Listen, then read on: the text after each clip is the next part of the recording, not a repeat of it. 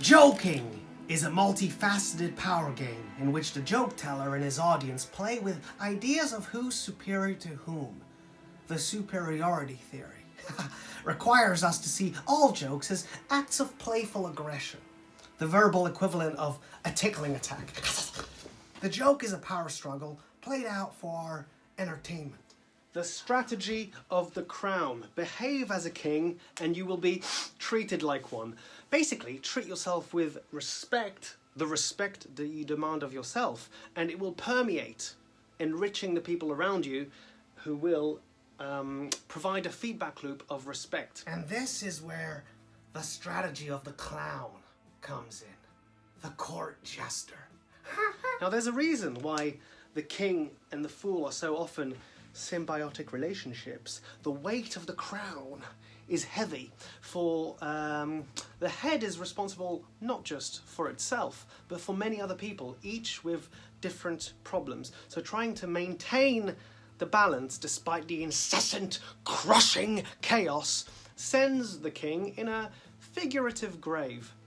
So the clown must plunge to the same depths as the king to first understand the weight of the crown, in order to curate the best formulas to lighten the king's load.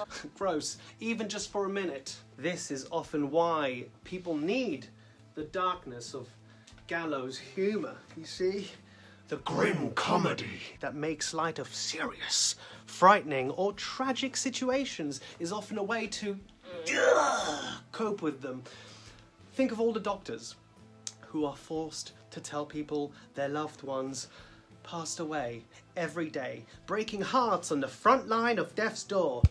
The police officers working on cases of child abuse, murders and other grim realities that the majority of society is shielded from, and then somehow they have to go back home and keep a smile on their face. The public servants who have to make impossible choices about how limited resources should be divided and shared, knowing that it isn't enough. And people will be hurt by these obligatory decisions. All these different iterations of humanity who have a hand on the Grim Reaper's scythe are usually the ones who most need a laugh, because they've forgotten how to. And then you have soft-skinned little who try to cancel these comedians for telling these necessary jokes. Shame on you, shame on you. Count yourself lucky that you don't need these jokes to survive. If you're so triggered by words, words, not words, then I recommend a therapist, not a comedy club. But tell me, who plunges down those depths to make the clown laugh? Chaos. Often brushed aside in a game of cards, the Joker in the pack is often symbolised as a court jester with its, what's it called? A coxcomb and marotte, grotesquely mimicking a king's crown and sceptre. He stands on top of the world, sprinkling cards down to earth, implying that life is governed by randomness and our fate's not entirely within our control. It's one of the reasons why someone might say they are playing the cards that they've been dealt, when acknowledging the challenges and misfortunes to their own life. So the jester, standing on top of the world, not this one. Where is it? Where's the card gone? No! There's another one. Boop. Standing on top of the world, as if ruling it, demanding humans to embrace its inherent absurdity, if they are to soften the conflict of searching for meaning in a chaotic and indifferent universe, while royalty, representing order, the heavy mantle of responsibility as monarch, is constantly challenged, yet embraced by its subversion, the clown. Chaos. This duality, often personified as characters in stories, are two sides of the same coin. Wisdom and foolishness, reality and illusion. The two must be embraced to attain balance. Boop!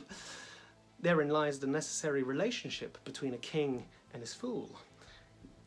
Which one's which? I don't know. Comedy is not just a path that someone chooses to engage in, but is intrinsic to human nature and blossoms to balance the world of tragedy. Mwah. Foolery, sir. Does walk about the orb like the sun. It shines everywhere. just want to make people laugh, yeah? But with all these bloody genocides, it's making my life a lot harder. In conclusion, as we've seen, Freud believed that the jokes you enjoy are highly psychologically revealing. We'd like to suggest that it's the theory of humour that most appeals to you that provides a more accurate personality test. The truth is that you can't help but invest jokes with something of your own character. According to Freud, what comes between fear and sex? Fun.